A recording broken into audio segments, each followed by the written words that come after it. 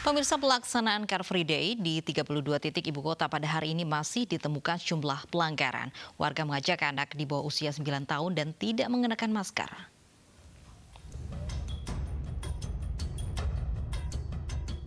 Hari ini menjadi pekan kedua pemberlakuan Car Free Day di 32 titik ibu kota.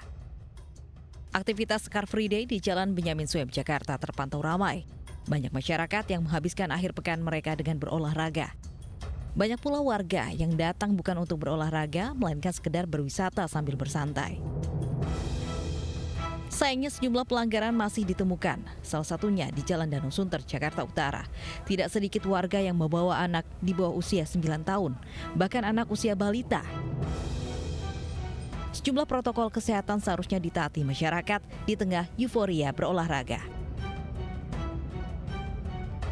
Padahal sejumlah petugas gabungan dari Dinas Perhubungan, Satpol PP, dan TNI Polri terus mengimbau warga menggunakan pengeras suara untuk menjaga jarak dan menggunakan masker dan mentaati protokol kesehatan yang ditetapkan.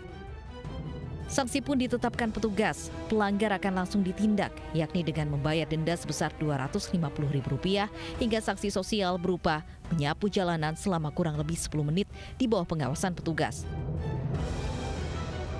Selain itu, hari ini merupakan pembukaan pertama hari bebas kendaraan di Bekasi, Jawa Barat. Sejumlah aturan diberlakukan dalam pelaksanaan Car Free Day. Di antaranya, pedagang dilarang berjualan di area Car Free Day. Usai pelaksanaan Car Free Day, petugas menyemprotkan disinfektan. Sejumlah upaya kesehatan terkait COVID-19 juga terus diberlakukan, di antaranya yakni dengan menyediakan bilik cuci tangan. Waktu pelaksanaan Car Free Day juga dipersingkat, yakni sejak pukul 6 pagi hingga pukul 9 pagi. Tim Liputan, iNews melaporkan. Jalur Sudirman Tamrin masih dipenuhi warga yang menghabiskan akhir pekan dengan bersepeda. Sayangnya imbauan jaga jarak dan mengenakan masker masih diabaikan warga.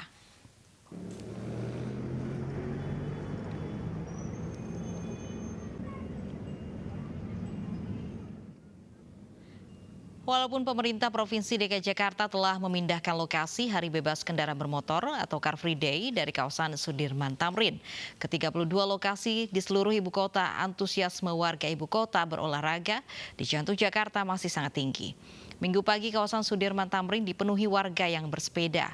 Warga tetap beraktivitas di kawasan Sudirman Tamrin karena sudah terbiasa dan menganggap kawasan jantung ibu kota ini sebagai tempat yang nyaman untuk berolahraga. Sayangnya imbauan jaga jarak dan mengenakan masker masih banyak dilanggar oleh warga. Warga masih bergerombol dan mengabaikan jaga jarak aman antar pesepeda. Kehadiran petugas Satpol PP belum cukup menimbulkan kedisiplinan bagi warga.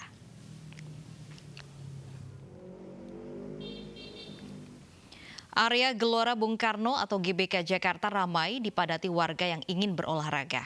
Protokol kesehatan ketat pun ditetapkan di area ini.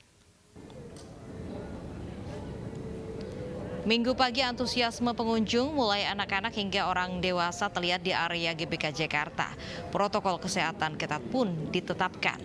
Sejak adanya aturan baru di masa transisi PSBB, GBK dibuka mulai dari pukul 5 pagi hingga 8 malam dan untuk ibu hamil serta anak usia di bawah 12 tahun dilarang masuk. Pengunjung di area Ring Road diberi waktu 1 jam untuk berolahraga.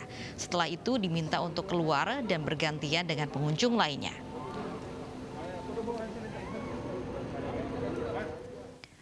Minggu pagi lalu lintas di kawasan wisata Puncak relatif lancar. Polisi memberlakukan sistem satu arah untuk mengantisipasi terjadinya kemacetan.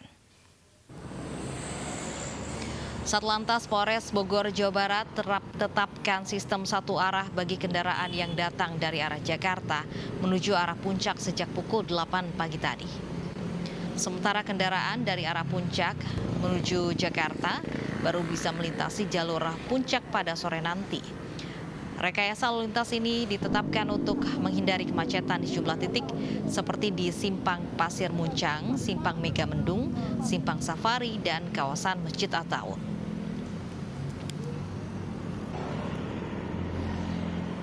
Dan untuk mengetahui lalu lintas di wilayah Puncak, Jawa Barat, sudah bersama kami ada Pangeran Negara. Pangeran, bagaimana situasi arus lalu lintas di kawasan Puncak pada siang hari ini?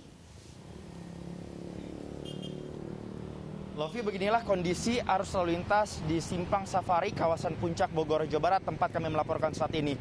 Bisa terlihat terjadi kepadatan sekaligus antrian kendaraan dari arah Puncak menuju arah Jakarta sepanjang 1 hingga 2 km diakibatkan pihak kepolisian baru saja kembali membuka 2 lajur utama di kawasan Puncak setelah sebelumnya pada pukul 8 pagi tadi hingga pukul 11 siang petugas kepolisian menerapkan rekayasa lalu lintas dengan melakukan sistem satu arah khusus kendaraan yang datang dari arah Jakarta menuju arah Puncak.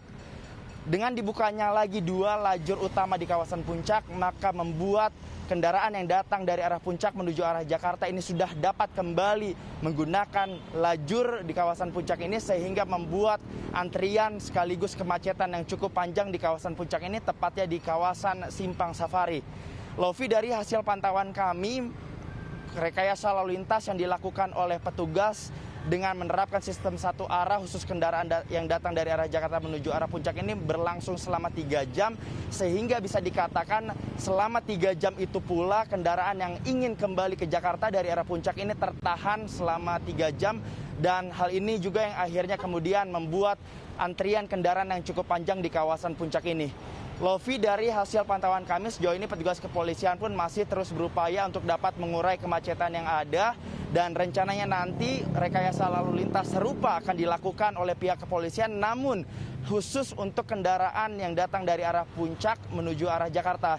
Jadi nanti kendaraan yang datang dari arah Puncak menuju Jakarta dapat menggunakan 2 lajur di kawasan Puncak, sehingga nantinya kendaraan yang datang dari arah Jakarta menuju Puncak tidak dapat melewati jalur Puncak untuk sementara waktu. Dan dari hasil pantauan kami sejauh ini memang belum ada kesadaran yang tinggi dari masyarakat di kawasan Puncak ini untuk menggunakan ataupun mematuhi protokol kesehatan. Kami melihat banyak sekali para pengendara sepeda motor yang saling berboncengan tanpa menggunakan masker. Ada pula para pengendara mobil yang menampung jumlah kapasitas penumpang yang seharusnya hanya 50% ataupun maksimal 70% dari total kapasitas yang ada. Lovi.